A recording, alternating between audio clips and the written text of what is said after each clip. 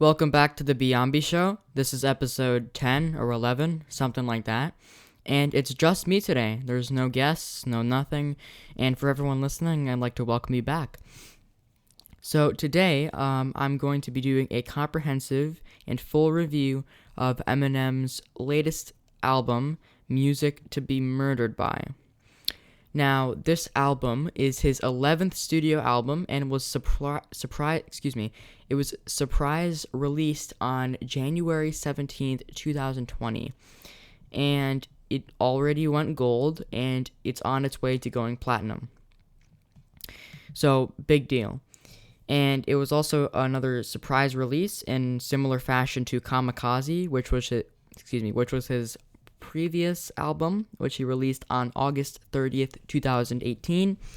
And so today we're going to be reviewing every single track in it, excluding Alfred Interlude, Alfred Outro, and Stepdad Intro. So there are 3 skits in there I'm not going to be reviewing because they're like 20 seconds long each.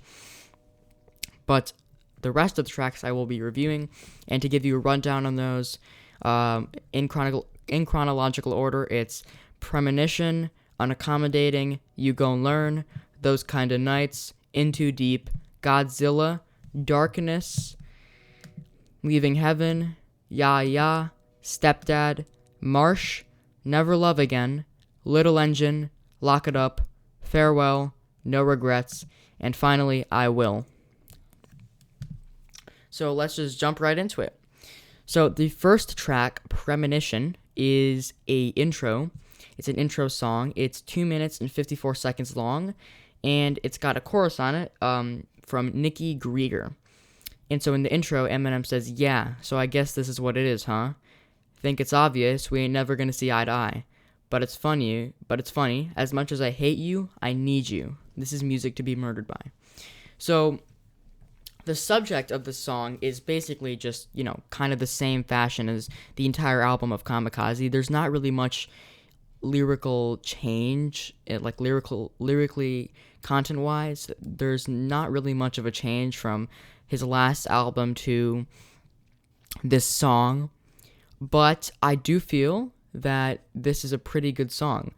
Although I do think this is kind of does exhibit a little bit of hypocrisy here, because in Eminem's last album, Kamikaze, there was a skit on there where his manager, Paul Rosenberg, calls him and asks, I don't know if releasing Kamikaze is a good idea, because what if people don't like that, and then you have to release another album saying, responding to the people who didn't like the album where you responded to the people who didn't like your album, which is what Kamikaze was.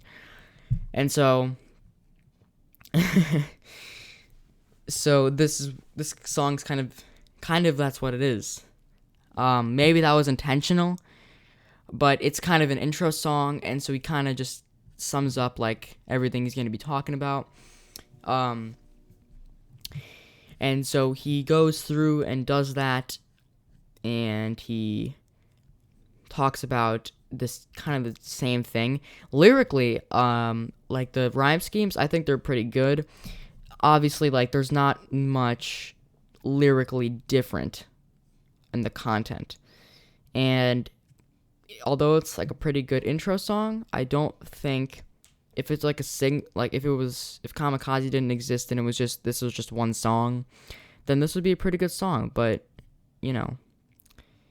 it's kind of the same thing, and it's kind of not really disappointing, but it's kind of underwhelming considering that this entire topic had been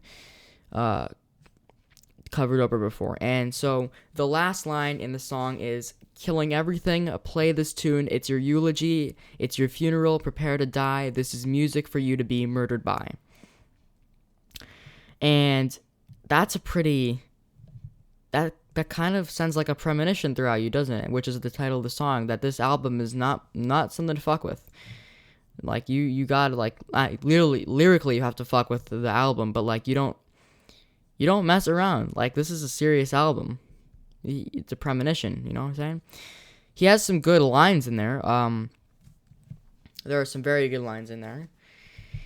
And one of them is, this is this is one of my favorite lines in the song. He says, "They probably feel the same way because lately, instead of us being credited for longevity and being able to keep it up for this long at this level, we get told we'll never be what we were. Bitch, if I was half as good as I was, I'm still twice as good as you'll ever be." That's a very good line. I really like that. Yeah, other than that, there's not really much else to say about that. Yeah, so we're just gonna. That's basically just the first song. It's just an intro, and the chorus is, "Got a premonition. I feel the end is near. The beauty starts to fade. The joy has turned to pain. I hear the symphony playing. 10,000 violins, souls floating away like feathers in the wind." But yeah, that's pretty much all I have to say about this song. I mean, it's a good song, but considering it's the first song in the album and it's practically the same as the entire subject matter of Kamikaze, in context, I'm gonna give this song a 7 out of 10 rating just in general. So next we have Unaccommodating, featuring a very unlikely Young M.A. And when I heard this song, I do not like Young M.A.'s verse at all. I don't like it at all. She kind of mumbles a little bit through it, and her rhyme schemes are very, very basic. Like, it's a lot of the end of the first line rhymes with the end of the second line. It's all right, but generally it's not really that good. So there's not really much that I'm going to talk about in her verse, but then I'm going to move on to Eminem's verse, because that is just, man, comparing the two verses, Eminem is just on another level compared to Young M.A. One of the notable mentions that one of the notable mentions of this song was a very controversial lyric that he said, and it sparked mass controversy all over the internet. I mean, obviously, anytime Eminem puts out like an album or a single, there's always controversy around it. But this one was very intense because it's a very. I'll just tell you the lyric. And he says, but I'm contemplating yelling bombs away on the game like I'm outside of an Ariana Grande concert waiting. Now, this is obviously in reference to the Ariana Grande bombings in Manchester, and very, very obviously controversial. That's a very interesting mention. Some notable mentions in the song, he talks about Kanye, Beyonce, Jay-Z, Andre 3000, Snoop Dogg, Kendrick Lamar. He doesn't really say much about them. It's pretty much just a mention. He also talks about, I know there's one. He also talks about Saddam Hussein. That's in the chorus. He says, "They call me Saddam Hussein, Ayatollah Khamenei, whereas Osama bin Laden lately." And he basically compares himself to political leaders Saddam Hussein and Ayatollah Khamenei, as well as, the infamous Osama bin Laden. He just compares himself to them. And that's a very controversial thing to do because they're such terrible people. But that's unaccommodating. Basically, the song is about how like he's a lot of in this album, a lot of the song names are basically what the song is about. Like it's about like how a lot of the things he's done are like they don't really fit or accommodate what everyone wants him to do, but he still does them anyway because like fuck it, that's what he likes to do. And that's basically the subject matter of the song. It's not really much important is said as this song, but I think it's a very good song generally. I'm gonna rate it an 8 out of 10. Now we got You Gon' Learn featuring White Gold for the chorus and Royce da 5'9". Man, I love Royce da 5'9". He's a great artist, and they're also known as Bad and Evil, with Royce being bad and Eminem obviously being evil. And this song is talking about everyone who. This song is talking about everyone who's like oh, these guys are so bad, they all fell off, and they don't know how to diss anyone, they don't know how to do lyricism anymore, and we're gonna take over them, like everyone, all the new rappers that are for some reason popular but should not be at all. So, the White Gold does the chorus, and I'll read it to you now. He says, "Pray you see tomorrow, little boy, you gon' learn. All them pretty bitches leave your ass in the urn. You ain't sold your last rock, you just better earn. But I pray you see tomorrow, little boy, you gonna learn." And that's the chorus. And Royce's verse is very, very good. I really like it. And basically, he talks about, uh, he talks about a little bit about substance abuse. And he also talks about, he talks about how his feelings of anger and negativity and other negative emotions are coming out of him, because on the song, he says, I'm walking across a suicidal tightrope intentionally." That's a very interesting line. And then at the end, he talks about he talks a little bit about politics. He says, if y'all against talk and reparation, then I'm not against the thought of separation, while the politicians that are white and privileged ask how this is different from segregation. That's funny, bro. Segregation is being told where I'm gonna go. Separation is being woke and going wherever I want to go. Those are some very, very good lines. Black separatism definitely seems to be on the rise in America, and it might be a controversial stance, because a lot of black separatist groups are described as extremist.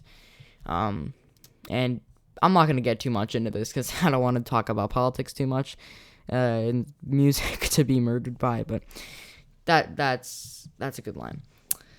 And then Eminem comes through again after White Gold's chorus again, and he talks about basically he continues the theme of the track by alluding to his determination and perseverance with complex lyricism. He has so much wordplay in the song, it's ridiculous. You have to like look at these lyrics to really understand them. But one mention in this song I think is probably one of the most clever disses in all of his history. I don't know if you've heard, but Nick Cannon has been talking shit about him. He made 3 very bad diss tracks on him. One was the invitation, one was Pray for Him, and one was Invitation Canceled. All very bad. And Eminem doesn't even really reference him, but you kind of guess that he is. I'm gonna read this to you. "I busted my ass for this shit, and I swear it ain't even worth dissing someone so offbeat that they can't even figure out where their words should hit the kick and the snare." And the thing about this is that it's so clever, because when he says the word kick, the snare hits, and when he says the word snare, the kick hits. And Eminem is most likely dissing T Grizzly, but it's also subtle enough that it's dissing Nick Cannon too. And oh man, both of them have taken shots at M, but M has specifically said that it's not worth going after certain people who are just going to capitalize off it. And that's a very, very good analogy. I like that. And that's a very good line, and it's very clever, and also it kind of just destroys Nick, because Eminem is basically, and Grizzly, because he's saying, you guys are worth so little that I don't even give a fuck, and I'm gonna give you less, and I'm not even gonna give you a verse. I'm gonna give you 2 bars. That's what I'm gonna give you. That's all you deserve, because you're not good. So yeah, this song is very good. I will also rate it an 8 out of 10. So now we are on Those Kind of Nights. To be honest, I'm not a huge fan of this song, because I'm not really a big fan of when Eminem does relationship songs. I really like the relationship songs when back, like, I don't know, when he did them like 10 years ago or 5 years ago. But recently, like, on the relationship songs on Kamikaze, I didn't really like at all. And I didn't really like them on this album either, to be perfectly honest. Um, but this song is okay. I don't. I only listened to it like once or twice. He talks about like a night at the club where he goes and meets some chick and does some wild shit with her. I don't really, not really quite sure. Ed Sheeran is featured on the song, which is, he's been featured 3 times already, and that, good for Ed Sheeran. He's been a fan of Eminem for a while. Eminem is partnering with him. Good on him. And I don't really have much to say about this song. I'll read the chorus for you just so you can get the idea of what the song's about. Ed Sheeran does it, and he says, "If you want to go hard tonight, well then the smoke and the bottle are on me. Slip into the red dress you like. When we arrive, we probably won't leave. I love the way you move like that when you push your body on mine. You want to smoke, drink, dance until the sun rise. It's one of those kind of nights." So, one of those kind of songs. Pun intended. So, yeah, I'm not a huge fan of the song, but it's alright, so I'm going to give it a 5 out of 10. So, let's do it. The next song is also a relationship song, but it has a more deep subject matter, so I like it better. And I also like the lyricism and the beat. I like the beat better. So this song is about it's basically cheating. It's basically cheating. But he says both of the guy and both the girl and Eminem are both in relationships, and they both are in too deep in them, and they can't break up with the other one to go and be with each other, which is the name of the song. And let me read the chorus to you so you can understand. And he says, "I'm not happy here with her, rather have you, rather have me too, 'cause you're not happy there with him, rather have me, but we're just in too deep." So, that is in too deep. There aren't really, I personally, I don't really like Eminem's recent relationship songs, but I think it's a better song than a lot of the other relationship songs on this album and that he's made in the past 2 years, like Good Guy, Nice Guy, and what was the other one? Normal on Kamikaze. I didn't like any of those. But In Too Deep, I think, is better than all of them. Like the relationship stuff, like the subject matter and the lyricism on it, I think it's all much better. So good on you, Em, for varying that subject matter and doing what you want to do, because fuck what everyone thinks, right? So I'm going to give the song a 7 out of 10. Now, we are going to one of, if not my most favorite song on the album, Godzilla, featuring the late Juice WRLD. Now, this song has so much stuff hidden in it. I'm not going to be able to talk about it all, but I'm going to tell you the main things. Now, the title itself has so much wordplay in it as well. It's ridiculous. So in the last song where he does this kind of lyricism, Rap God, Eminem at the end says, "Why be a king when you can be a god?"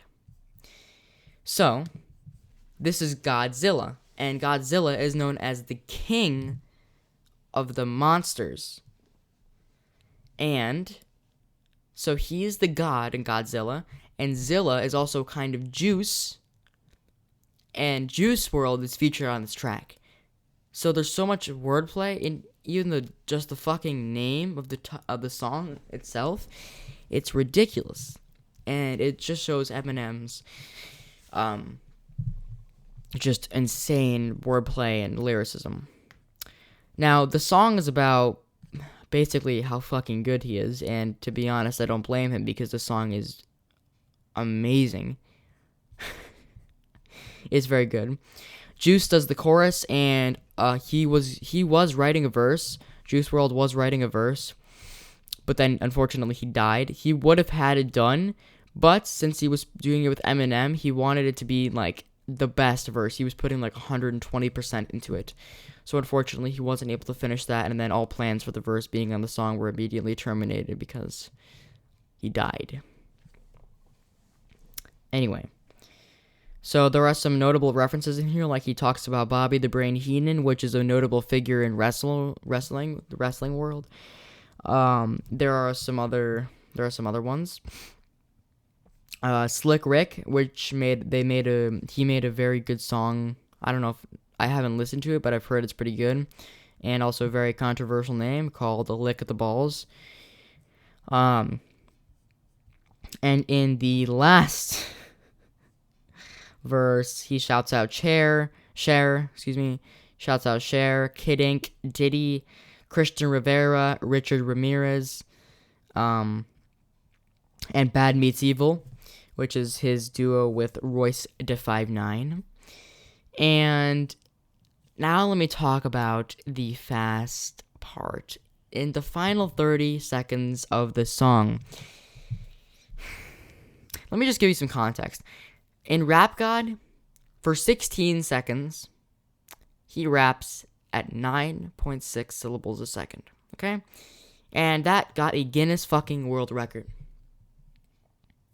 On this, he raps fast for 30 seconds at 12.2 syllables a second.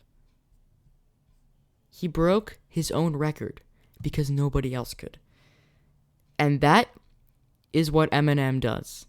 I'm going to read it to you, and I'm currently trying to learn this part, so I'm not going to rap it fast, but I'll just read it to you.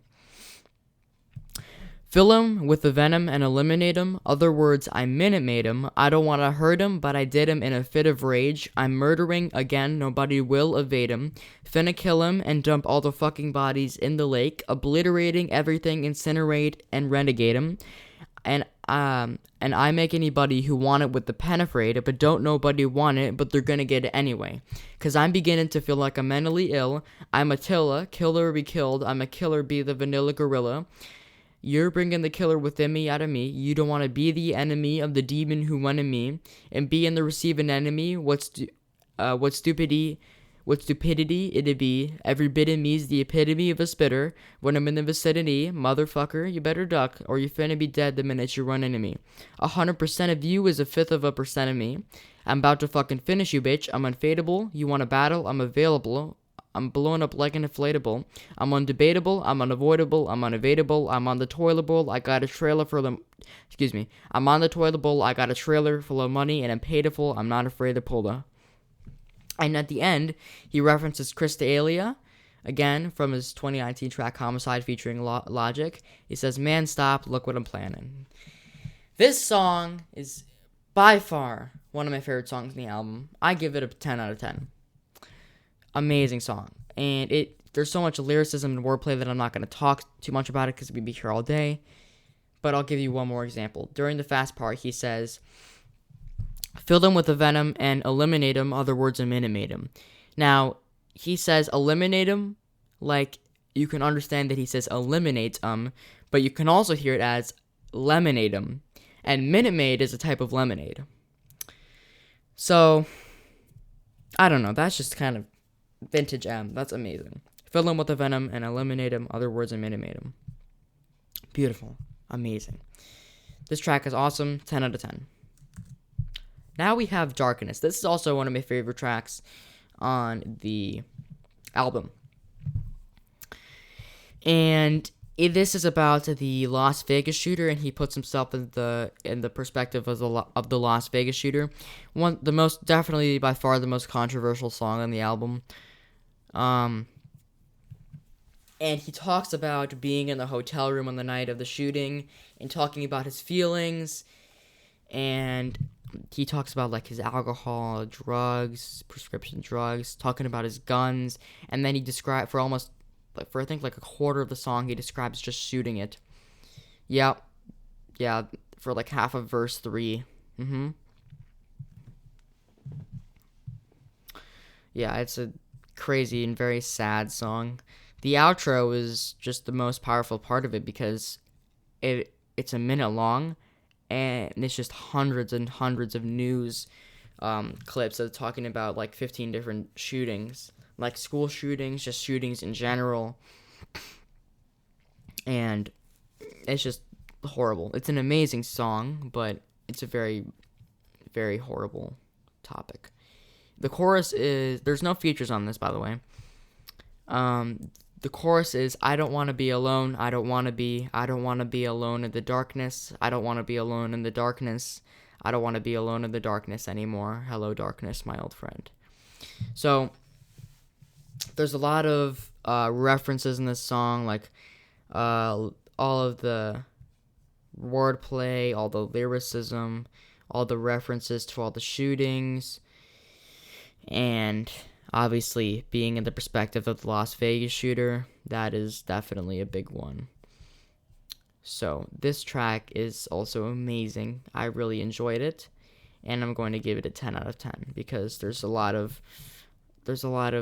notable things in here. The song is very good. The lyricism, the wordplay, the subject matter, how he like works on it, how he delivers it, and it's a very good song, but very sad. 10 out of 10. Leaving Heaven featuring Skylar Grey. This song I really like, but it's not one of my favorites. I really like it. Not one of my favorites on the album. My two favorites would be Godzilla and Darkness. But this song is also really good. So in this song, in the third verse, he just completely like shits on his dad because he left as like I think when Eminem was like 3 or something, and he really just rips into him for being like the asshole that he was and leaving when he was 3. And one of the lines is, I hate that I'll never get to say I hate you to your face. And that is, and it's just, man, that is just a very dark line. And in the other two verses, he talks about all the criticism. One of the lines is, but still they can, I told the woke me to go to sleep, but still they keep on provoking me. They're hoping to see me completely broken emotionally, but how in the fuck am I not supposed to be woke when these fuckers just keep poking me? So basically he's just saying, how am I not supposed to be angry when everyone is just hating on me all the time? Like, it's like everyone who's big and everyone who's influenced in the music industry is like trash. And it is a very, I mean, he's kind of right. So he just talks about that through the verses, and he just goes through that. And the third verse, he very, very abruptly changes to talking about his father who left when he was very, very young. So there's that. And I really like the song. However, it's not one of my favorites. Like, I think it's okay. So I'm going to give it a 7 out of 10. Now we have Ya Ya featuring Royce da 5'9" and Black Thought and Q-Tip. Now, to be perfectly honest, I hated the beat on the song. to be perfectly honest, I really didn't like the beat, and I only listened to the song like 2 or 3 times, and I didn't really like it. I didn't really like it. Oh, and by the way, Denaun is on this. Denaun, Denaun, is on the song. I'll read the chorus for you just so you understand what the topic's about. Man, here we go. I said that we live in the land of criminal. My era, so original. I survived it, and that's a miracle. Aw, man, 'cause I'm from Slaughterhouse. People, check yourself. Like Ice Cube said before you wreck yourself, bitches. Like Wu-Tang said, you should protect yourself. Animals, I got 'em going. Ya, ya, ya, ya, ya, ya, ya, ya, ya, ya. And, I didn't really like this song, to be perfectly honest with you. Like, the lyricism, wordplay, subject matter was fine, but the beat just kind of ruined it for me. I think this is a pretty shitty beat, and, it's fine. It's okay. But, personally, I didn't like it too much, so I'm gonna give it a 5 out of 10. Now we have Stepdad, and I don't really think I need to tell you what the song is about. It's about his stepdad. It literally says it at the intro. He says, "Hey yo, this is a song about my stepdad. Let's see if this has ever happened to you. I hate my stepdad." In the first verse, he talks about his stepdad beating his mom, and like how he killed his chihuahua, and just terrible things that his stepdad did. I don't know if this is a true story. I doubt that it is. Yeah, I don't think it is, but it's still a very sad song. And it's about his stepdad doing all these terrible things to his mom. I'm not sure if it's true, though. But I'd hope to think that it's not. But considering Eminem's history, it might. It really might. And then in the second verse, he talks about him beating him, or his stepdad beating him because he left the kitchen light on, even though he didn't. And in the rest of the verse, he talks about how he fantasizes about fucking killing him, which is really fucked up, but, you know, sometimes you gotta do what you gotta do. And in the third verse, he talks about killing him by beating him in the head with an aluminum shovel. And that is just... or aluminum bat, that's what he's doing. That is just fucking ridiculous. Hope that's not true. Maybe it is. Hopefully not. Anyway, I like the song a lot. It's good. It's a good song. I'm going to give it a 7 out of 10. Then we have Marsh. Marsh is about just like introducing himself. Even though it's like the 6th to last track in the album, he introduces himself and talks about like what he does, why he's doing it, and all the shit. And what he's doing whatever the fuck he wants and all that other shit. He does, I don't know if there's any real big shout outs on this track. He's just really talking about like himself. He does shout out his mom and Diddy. Oh, this is one that I wanted to talk about. This is one I want to talk about. He says, "In my head, say it's still a dream." Then he said, "Kill 'em C's, trippy red with pills and lean, sipping meds in the limousine." And that's the voice that tells him about fucking mumble rappers and all that shit. I'll read the chorus for you so you understand what it's about. He says, "My name is Marsh and I'm out this world. S on my chest like it's plural. Call me extra, extra terrestrial. Extra, extra, extra terrestrial." And the second verse, I really like this first stanza. He says, "I could keep beefing.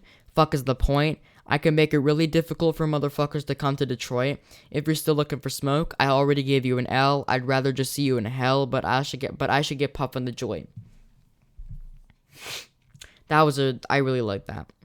And then in the third verse, he talks about kamikaze. And this is another stanza I really liked. He says, "They say I'm such a genius when that kamikaze hits. Now they call me Butterfingers because I just keep dropping shit." I mean, he's not wrong. So there's that. This song was pretty good. I really liked it. So I'm going to give it an 8 out of 10. This was the second to last. This next song is the second to last. The second to last relationship song on the album. The next one and final one is called "Farewell."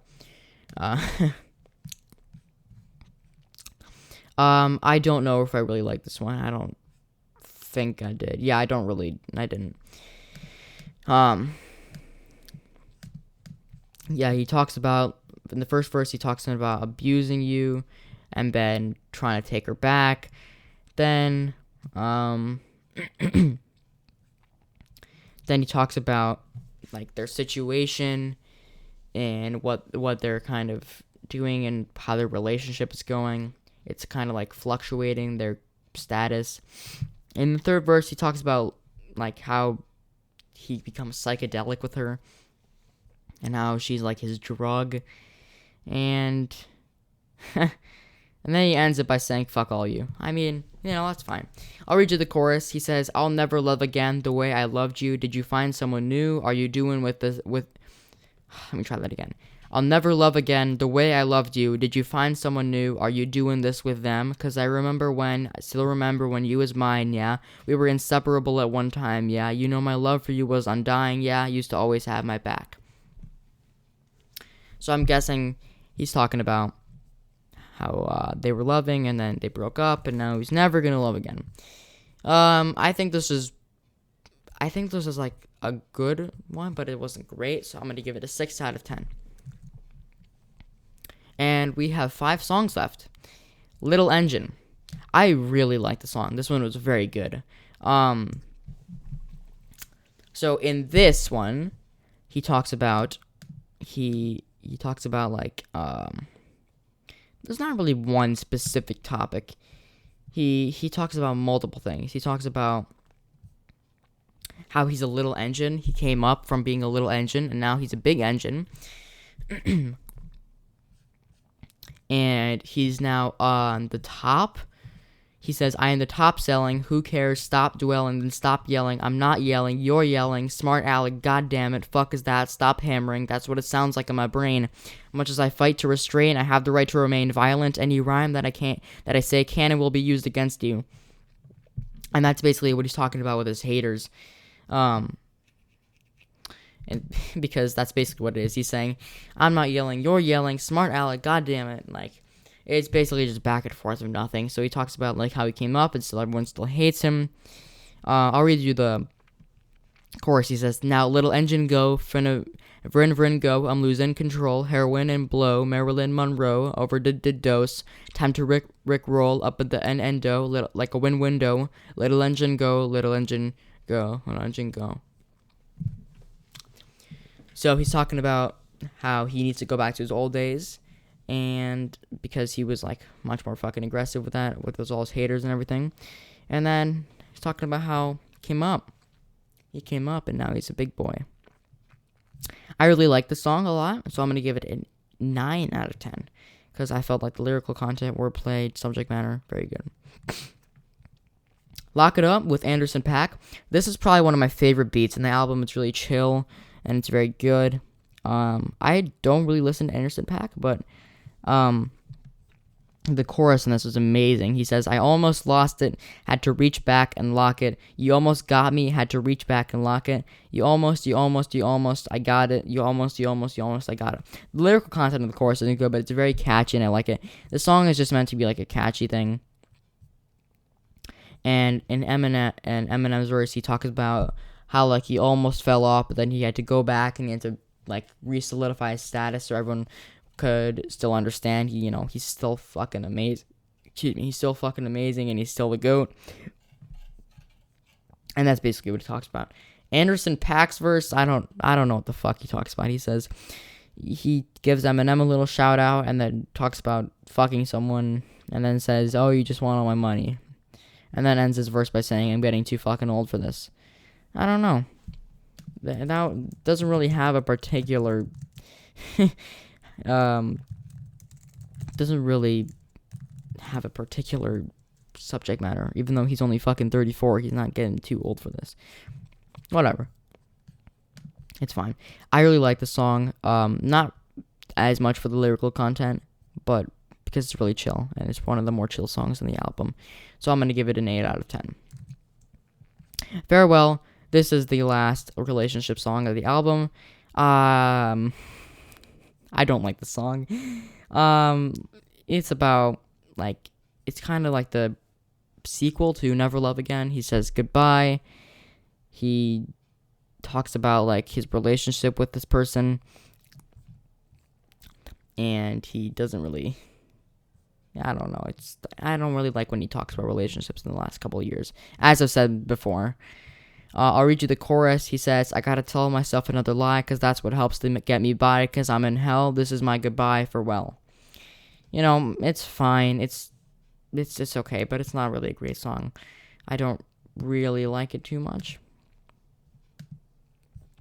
But it's okay. I'll give it a 7 out of 10. And we're on to the second to the last song. We're on No Regrets featuring Don Toliver. And this song is amazing. I really like it. He talks about how if he went back into the past, he wouldn't change shit because he doesn't regret anything that he's done, as in the title, No Regrets. And Don Toliver does the chorus. He says, "You've been through the hardest spot, ego the largest, I made you a star, I'm screaming out no regrets, I've been moving slowly, trying to play it low, the vet to look like a storm, screaming out no regrets, yeah, no apologies, I ain't taking shit back, put you through dumb shit, got you thinking no run shit, I ain't having regrets, I've been feeling so alone, just like I'm so lost." And there's another Nick Cannon reference in this song, and it's a very good diss. He says, "For some adversaries I carry big guns, so some targets will get the kill shot," talking about MGK and his song Rap Devil, which Emma responded to with kill shot and obliterated MGK. "Some I just barely nicked." That's a very good advice. That's a very good line. I'll read it again. He says, "For some adversaries I carry big guns, so some targets I'll get the kill shot, some I just barely nicked them." That's a very good line. So, I really like that line. There are some other good lines in here, but I'm not going to read it. You can go check it out. But that's basically what the song's about, how he doesn't regret this and doesn't regret anything he's been doing and how he doesn't give a fuck because everything he's been doing is great. 8 out of 10. And then finally, the final song on the album, I Will, featuring Joel Ortiz, Royce da 5'9", and KXNG Crooked. And in this song, it's basically about talking about what Eminem and all of his friends will do, just to prove how fucking powerful they are, because they are powerful. They're very powerful guys. And it's a very good song. This is one of my favorite songs in the album. I would say Darkness, I Will, and Godzilla are my favorite songs in the album. And I'll read the chorus for you. Eminem says, "I thought I heard a voice in my head that said kill. I had no other choice that was left except fill my pencil full of poisonous lead, the devil. He wants me to murder this beat, so I will. He told me there are doubters who question my skill. They want to put my style to the test. Am I still the best? They want the crown on my head. I said chill. If you want me to murder this beat, then I will." So basically, him and his friends are still proving that they still got it and they could still murder the beat and do it great and have fun while doing it at the same time. So that's basically the topic song. There are some shoutouts to Optimus Prime, the late Notorious B.I.G., Run DMC, and Jesus. And the outro and intro are the same. I'll read them to you. He says, "And I don't think that I can stop it. Here it comes. I do my best to try and block it. Red rum. I've been sipping on like vodka. Head's numb. I'm blacking out. You better watch it. It's bedlam." Very good song. I really like it. 10 out of 10. And that, ladies and gentlemen, is music to be murdered by. Overall thoughts, I think this album is a great example of Eminem still being able to do what he's able to do. Like, he has so much wordplay, so much lyricism, and it's a great album. Personally, I rate it an 8 out of 10 in total, because there are so many good songs in here, and it's definitely a step in the right direction after Revival and the sequel Kamikaze. And it's just a great album because he proves that he can still do anything he wants to, and he still does it. And it just proves, there's just proving everybody wrong time and time again, because they said, "Oh, you can't get number one again. You can't get number one." And look what he did. He got number one again. 10th time. Nobody's done it before. He beat Kanye West because he had 9 number one hits as well. So that is my official comprehensive review of Music to Be Murdered By. I hope you enjoyed. Thank you once again for listening to this podcast. Thank you, Anchor, for sponsoring this podcast. I hope you have a nice day, and goodbye. Goodbye.